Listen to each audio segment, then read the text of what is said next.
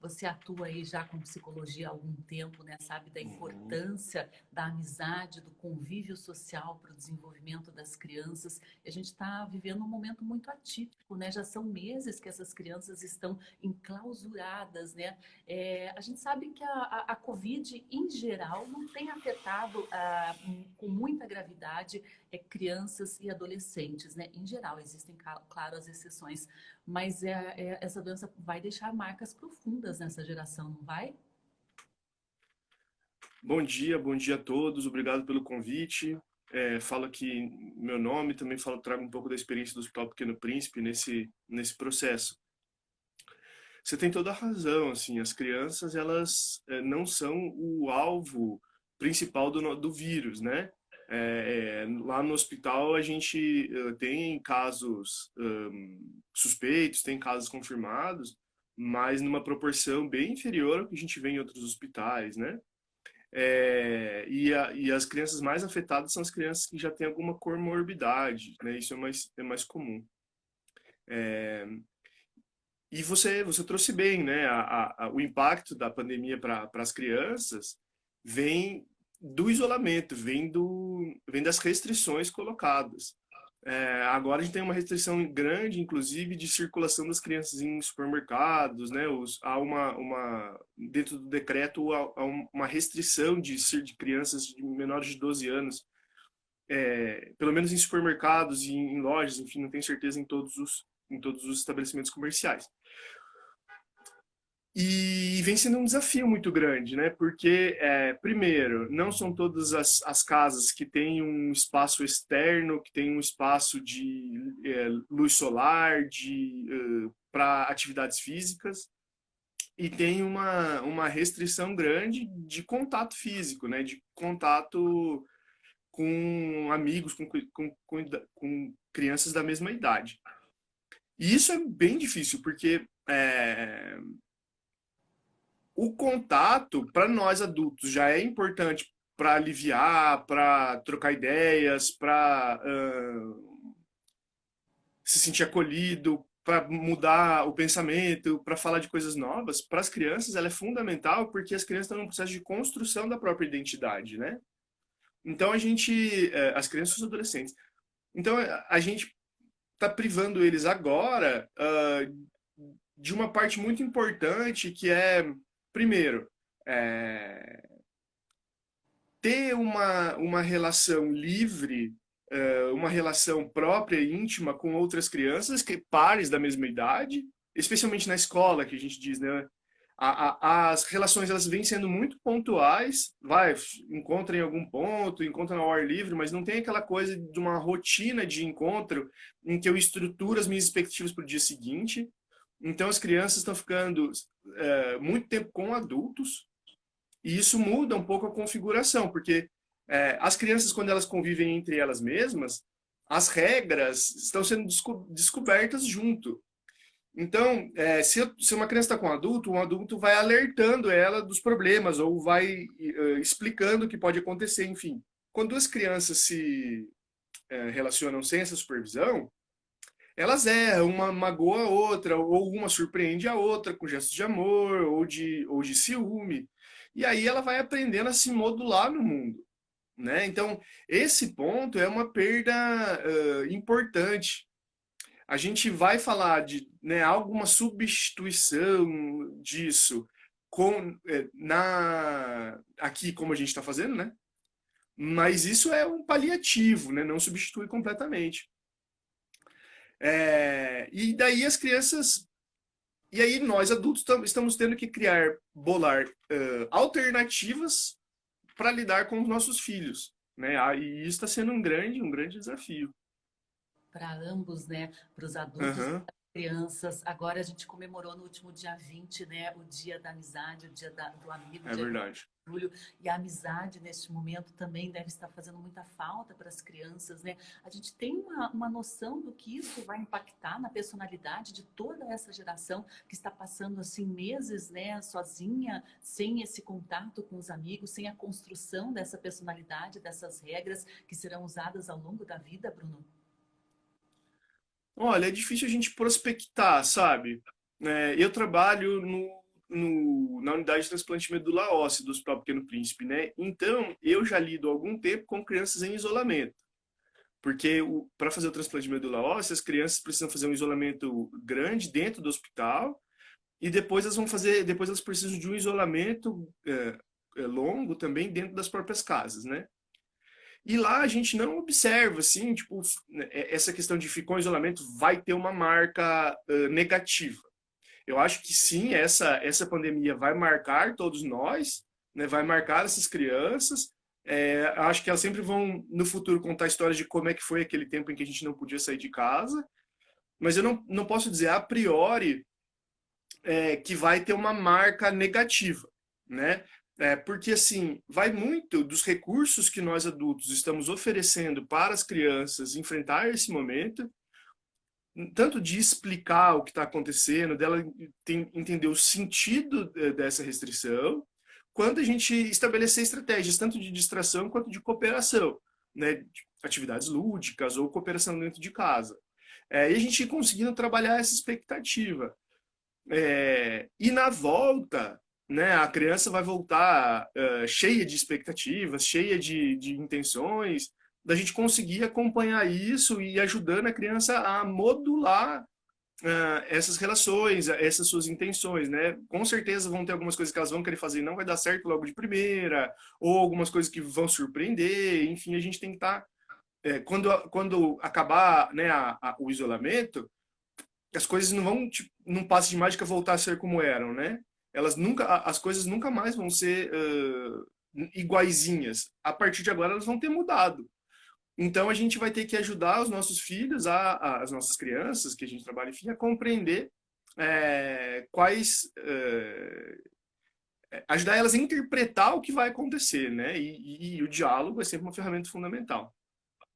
Exatamente, né? E os pais também estão com uma dificuldade, tendo um aprendizado, exercitando a tolerância também daquelas crianças dentro de casa o tempo inteiro, com necessidades, né, de brincar, de participar ali do que está acontecendo dentro da casa. Isso também é um exercício para a família inteira, né? E a família tem que estar unida nesse momento, Bruno. Qual que é a recomendação que você dá, assim, naqueles momentos também de limite da criança que ela está com birra, de limite dos pais também que já estão exaustos? Como tratar também com essas situações limites para o nosso psicológico? Essa é uma boa pergunta. Porque a gente age quando chega no limite como se isso não pudesse estar acontecendo, né?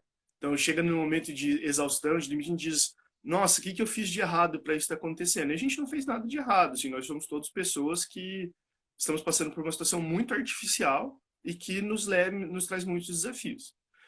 Então, o que é interessante a gente pensar? Primeiro, que os pais, isso que você falou é uma palavra bem interessante, assim, de união. Então, os pais e os irmãos, enfim, tem que entender que esse é um momento que é de restrição de todos, né? Então, e que os adultos somos nós, então nós temos que ser mais tolerantes do que as crianças, nós temos que bolar mais alternativa do que as crianças.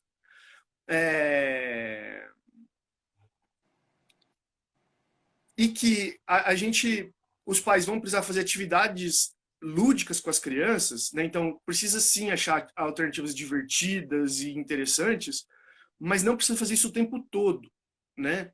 Porque tem momentos que a criança vai preferir ficar sozinha e vai ter momentos em que os pais precisam ter momentos para eles próprios, porque senão ninguém aguenta. Então não tem problema o pai e a mãe, em determinado momento, trazer atenção para si mesmo. Ao contrário, isso é bem importante e saudável.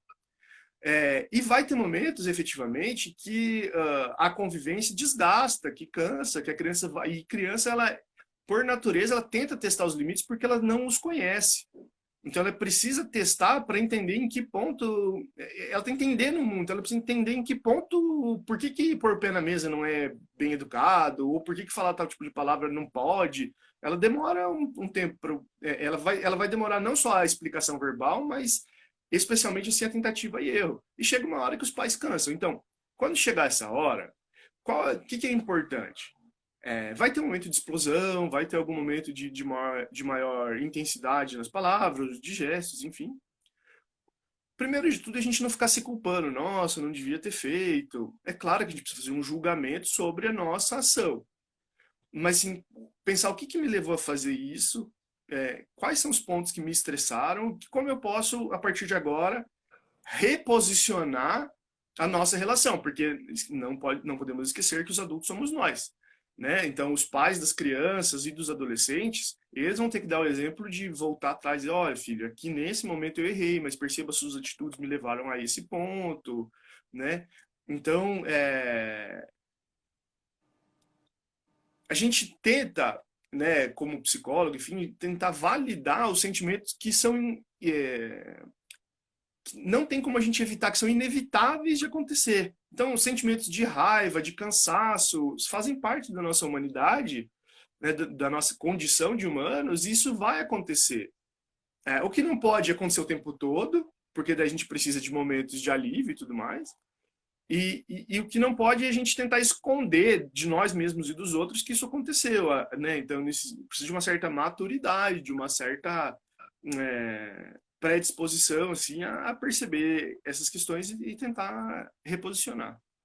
Exatamente, até porque todos estamos aprendendo a lidar com esse momento tão diferente, né? Aí um material produzido pelo Hospital Pequeno Príncipe explicando, né, que tudo mudou, né? Acho que temos que Uhum. nos adaptar realmente a uma situação que a gente ainda não conhece, e não sabe, não existe muito o certo e o errado, né? A gente tenta fazer o melhor Isso, e às vezes a gente erra, né? Claro que a gente não pode isso, admitir que pais explodam, excedam o limite, vão para agressão física, né? Isso é absolutamente inadmissível, né? Mas é claro que o momento de exaustão, você acabar erguendo a voz com o teu filho, né? Não tendo paciência, isso pode sim acontecer, mas é importante depois, então, uma boa conversa, um diálogo, abrir o jogo isso. também. Eu acho que, de repente, explicar para a criança seria uma saída, né? Ó, papai e mamãe estão passando por uma situação assim, assim, assim, no trabalho. Esse jogo claro, até sobre questões financeiras, ele é sadio, Bruno? Ou, às vezes, jogar uma sobrecarga, assim, uma preocupação maior sobre a criança ou adolescente pode ainda afetar mais a saúde mental desse pequeno, desse jovem. Eu acho que você falou a palavra certa, sobrecarga, né? Eu acho que dividir preocupações é sadio, mas se a gente vai no sentido de se desresponsabilizar, né? Tipo, ó, eu não tô conseguindo lidar com tudo isso, tá muito difícil para mim, a criança, você não tá oferecendo recursos para a criança. Quando você explica para criança ou para adolescente, a ideia é que você possa ir dando pequenos detalhes da realidade para ele ir formando o julgamento dele. Se a gente traz as preocupações, todas as nossas preocupações, ou a gente explica de um jeito preocupante, ou a gente transfere a responsabilidade, daí a sobrecarga. É sempre difícil a gente dizer quando, assim, fale desse jeito ou fale desse jeito, mas o importante, o mais importante quando a gente lida com crianças e adolescentes, é a gente ajudar eles a atribuir um julgamento sobre o que está acontecendo. Não só explicar o que é certo, o que é errado. Isso faz parte da nossa cultura, mas quais são os instrumentos que essa pessoa tem para atribuir um julgamento para a realidade? Né? Você fala, não tem certo e errado, mas a gente pode pensar no bom senso. Né? Olha, a gente consegue interpretar isso que está passando, a nossa família tem esses valores, nós valorizamos isso, eu como pai gosto disso. E daí você consegue fazer uma explicação de criança para crianças pequenas e para até adolescentes de 17 anos. Daí vai dependendo, claro, da resposta e da capacidade que essa pessoinha tem de responder, né? De interagir.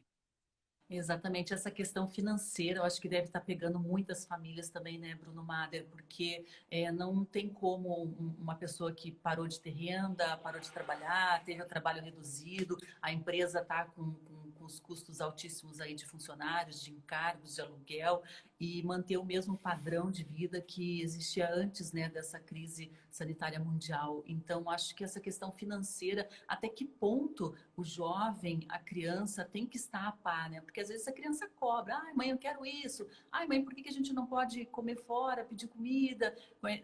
Qual que é o limite de se abrir o jogo para uma criança, também para que ela não se preocupe excessivamente no momento que ela já está sob pressão, Bruno?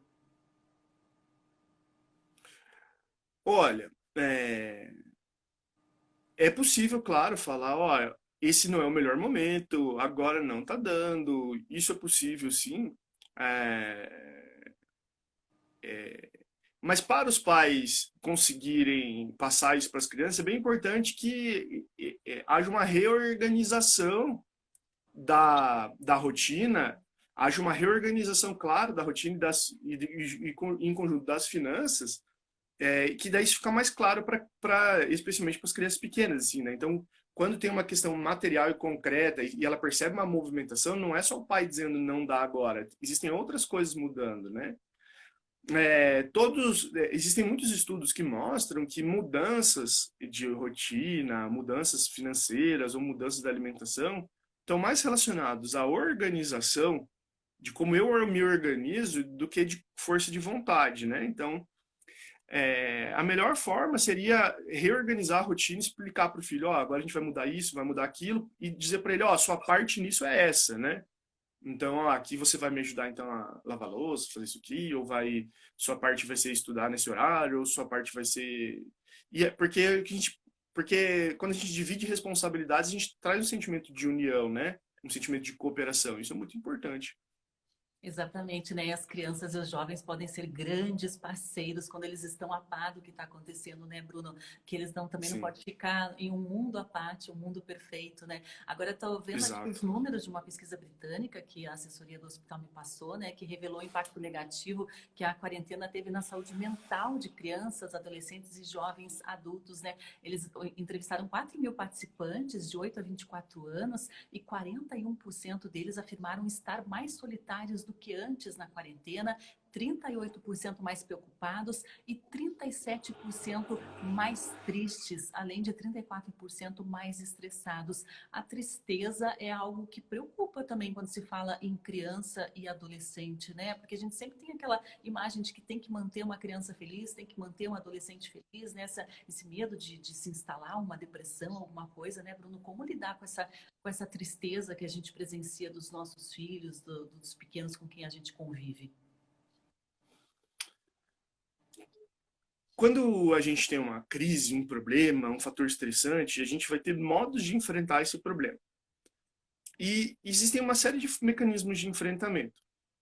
Existem mecanismos de enfrentamento que são relacionados a lidar com as próprias emoções e a lidar com o problema. Então, por exemplo, eu posso enfrentar um problema, ter uma situação difícil e pensar o que problema é esse, tentar tipo acabar com esse problema. Isso é uma forma de a gente tipo reduzir o problema.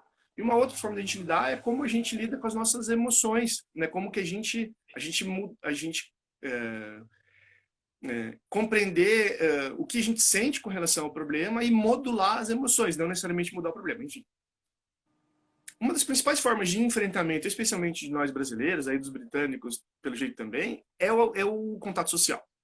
Então, é uma forma como a gente lida. A gente não tem pudores em abraçar, em beijar, em apertar a mão. Muito pelo contrário, nós brasileiros somos muito calorosos. É, e a falta que isso está fazendo vai ter impacto, sim, na nossa forma de enfrentar o problema. Porque, assim, é um recurso que eu sempre usei e agora eu não estou podendo. Né? Eu mesmo, outro dia, estava vendo como eu sinto falta de cumprimentar os outros direito, né? Apertar a mão, dar um bom dia, uma boa tarde. São coisas, assim, que eu, particularmente, estou sentindo falta. Né? A gente não pode se encostar e isso parece muito mal educado, né? Quando a gente encontra alguém e não pode estender a mão. Então, isso muda um pouco do nosso repertório e é na relação com o outro que a gente acha o nosso próprio lugar. Né? Então, quando alguém diz assim, poxa, você é legal, você fala, poxa vida, olha que legal, né? Que bom que as pessoas gostam de mim. Se a pessoa diz, você vacilou um pouco, você diz, poxa vida, o que eu fiz? E aí você vai se modulando, você vai se acertando. Essa falta faz com que a gente perca um ponto do julgamento e perca um ponto do bem-estar, né? Perca um ponto, perca o referencial de onde que a gente deposita o bem-estar. E isso faz com que a gente se perca, se sinta solitário. O que é importante a gente pensar? A gente não pode tipo, diminuir e dizer assim, não, isso tem um jeito de mudar isso e tipo, vai ficar bem. Não, porque faz falta. Então, e quando uma coisa faz falta, a gente vai encontrar alguns substitutivos, mas precisa entender que há um ponto nisso tudo que é assim mesmo. Então, a gente não está numa época alegre.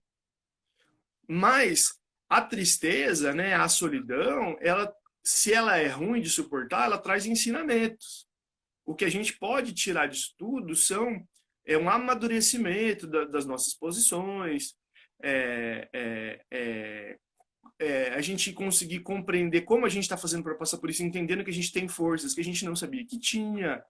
Então, esse tipo de coisa é a forma como a gente vai enfrentar isso. Quando tudo isso passar, e a gente tiver uma vida mais prazerosa, por assim dizer, a gente vai olhar para trás e assim, puxa, como é que eu fiz para enfrentar isso tudo? E das situações muito difíceis, o que a gente tira é aprendizado. Então a gente tem que esquecer um pouco essa coisa de ser feliz o tempo todo, essa coisa de porque a realidade está mostrando para a gente que esses valores que a gente tem, eles não servem para todos os momentos, né? Essa coisa assim que a nossa sociedade valoriza muito do consumo, do prazer imenso. Então a gente está num momento em que, peraí, há algo aí que a gente precisa repensar e tem um certo valor no aprendizado. A tristeza também, até aquele filme Divertidamente fala disso, do valor que a tristeza tem para o aprendizado, para as emoções. Exatamente, você falou aí, eu estava me lembrando aqui do início da pandemia que eu me dei conta de como eu sou uma pessoa grudenta. Eu chego me cumprimentando, abraçando todo mundo. Eu tive que Uhum. meio que. Não, chega disso, acabou com isso de ficar abraçando, de apertando todo mundo. E realmente essa questão da tristeza e da mudança de uma rotina traz outros tipos de valores, né? Antes eu não entendia muito bem também, Bruno, como que as pessoas gostavam de limpar a casa, ficar faxinando, ficar Uhum. organizando o Uhum. guarda-roupa. Eu pensava, meu Deus, mas é o serviço mais insuportável do mundo. E agora eu descobri que eu tô gostando de fazer isso, porque é o que me resta também, né? Às vezes, fim de semana você não pode sair, não pode confraternizar, não pode marcar nada, né? O que que eu vou fazer? Ah, eu vou organizar esse armário aqui. Daí depois que você termina, dá uma sensação de satisfação tão boa, né? É. Então, acho que você acaba pensando, valorizando outros tipos de ações, né, Bruno? E eu queria que você falasse também, de repente, dessas sugestões do que as pessoas, os pais, os responsáveis podem fazer com os pequenos, que tipo de atividades que são recomendáveis, que são sadias, né, que até para ocupar a cabeça e para aliviar um pouquinho esse momento tão tenso. Claro.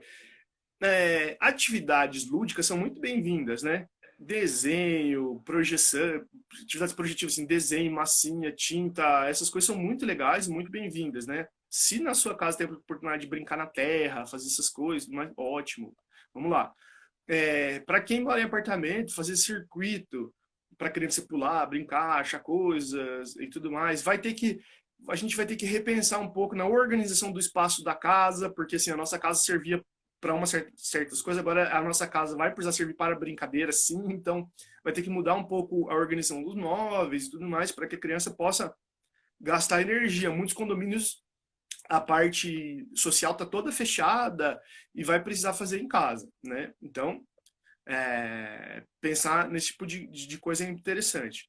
Essa imagem aí é uma ótima, né? De montar uma torre e tudo mais. Mas a gente não pode achar que as crianças vão e que a gente precisa entreter as crianças o tempo todo, né? A televisão, o celular, enfim, eles são bem-vindos na medida em que eles sirvam de um ponto de introspecção, alguma coisa assim. E é interessante, a televisão celular, elas não podem servir para, tipo, calar a boca do filho, sabe? Tipo, eu não quero falar com você, vai lá e... É, mas ele pode servir um momento interessante, sim, tipo, de parar um pouco. Então, senta com a criança no sofá e conversa com ela sobre o desenho, conversa com ela sobre o jornal, converse sobre o que está acontecendo, porque daí isso é um momento de união, isso é um momento de troca, e o valor disso é muito importante. Além disso, como eu falei, não dá para a gente entreter o tempo todo. A gente vai ter que fazer nossas atividades, como você falou, você organizou seu guarda-roupa. Tem que lavar louça, tem que fazer comida. A gente pode convidar a criança a participar, lembrando que ela não vai fazer tipo isso de um jeito muito eficiente, né? Talvez dê até um pouco mais de trabalho para a gente, mas o importante é ela participar. O processo, nesse caso, é mais importante que o resultado. Né? Então, a criança, coloca aí uma criança de 5, 6 anos para lavar louça, não vai fazer uma lavagem perfeita, né? Mas ela vai estar junto, não dá uma panela que não quebra, coisa assim. Os adolescentes também, os adolescentes muito mais do que as crianças, precisam ser levados a pensar a responsabilidade que eles podem ter nesse momento. E aí sim a gente pode ter um valor muito grande da é, eu ia falar sepsia, mas não é, da organização, do asseamento, né? Disso que é importante, de arrumar a cama, de se organizar, de organizar as coisas. Isso pode ser uma grande oportunidade, porque os adolescentes tipo, tendem a diminuir essas obrigações. E para os pais de adolescentes, é bem importante lembrar que o adolescente, muito mais do que a criança, precisa de contato social. Então, o adolescente vai precisar sim, tipo, fazer reunião pelo aplicativo, por aplicativo de reunião e tudo mais. E os pais se perguntam assim, mas qual é o limite do adolescente? Quando que eu tenho que intervir nas relações e quando eu não posso? A sugestão que eu sempre dou é a seguinte: a internet faz com que a gente conheça pessoas que a gente nunca viu pessoalmente, né? Então, assim, se o seu filho, se você, seu filho está interagindo com um colega da escola, com uma pessoa que você conhece, sabe a família, você não, você pode deixar ele ter a intimidade, você não precisa ficar invadindo essa conversa, porque daí é uma conversa íntima dele, né? Você conhece família, sabe, conhece. Então você tem um amigo e tudo mais, porque assim, o adolescente ele vai precisar falar palavrão, ele vai precisar falar sobre sexualidade de um jeito que não envolva os pais, porque é a forma da construção dele própria. E se os pais ficarem intervindo, tem um momento que é de íntimo dele. Agora, se o adolescente está conversando no WhatsApp ou em outros aplicativos com pessoas que ele nunca viu na vida, aí o pai tem o direito de saber o que ele está falando. Porque tem adultos mal intencionados, tem adolescentes, tem pessoas que entram em contato com, com intenções torpes, enfim. E aí os pais têm aí os pais têm o direito de intervir. Eu acho que esse é um bom parâmetro, assim, né? Se um colega da escola que o adolescente sempre que você conhece a família, convém você deixar ele ter a intimidade dele, né? Mas se é uma pessoa que você nunca viu, você tem efetivamente o direito como pai de saber quem é e tipo de interromper isso. Exatamente, né? O pai tem que acompanhar, mas também tem que respeitar. Existe um limite da privacidade, né? Que principalmente o adolescente, né? Ele tem que ter essa relação com os amigos, uma conversa. Não dá também para o pai monitorar 100% ali o que está acontecendo. Claro que ficar atento a alguns sintomas, né? Que o adolescente, a criança podem manifestar, né, Bruno? Quando eles estão assim sob algum tipo de ameaça, algum tipo de contato inadequado com pessoas estranhas, eles demonstram que tipo de comportamento, Bruno, só para a gente ter uma certeza e saber que é hora realmente de intervir. Teve um caso de um adolescente que chegou lá no hospital que a mãe encontrou ele desacordado e tinha vomitado bastante, assim, né, em casa. E a mãe ficou assustada, levou para o hospital e a primeira investigação foi de algum tipo de convulsão, né? E feitos os exames não apareceu nada. O adolescente disse, eu conheci um amigo O adolescente, salvo engano, tinha 12 ou 13 anos. Conheci um amigo na internet e a gente resolveu tomar um porre juntos. A família falou, a gente não tem bebida alcoólica em casa. Tinha uma vodka lá, não sei aonde, que tipo, alguém ganhou, a gente ganhou, a gente nunca tomou. Daí o adolescente, junto com outro adolescente que ele nunca tinha visto, tomaram resolveram tomar um porre juntos. Aí você percebe, teve um exagero. Você percebe, não foi uma pessoa mal intencionada, um adulto mas foi tipo, dois adolescentes tiveram uma péssima ideia juntos, mas eles nunca tinham se encontrado. Sabe, essa coisa de um adiciona no grupo, que adiciona no grupo, e daí tem um grupo de mais pessoas e um fala com o outro. Resolveram fazer isso, né? Então, é difícil a gente dizer esse comportamento sempre vai, mas se o fator central é sempre assim, mudanças de comportamento significativas. É Então, isso aí.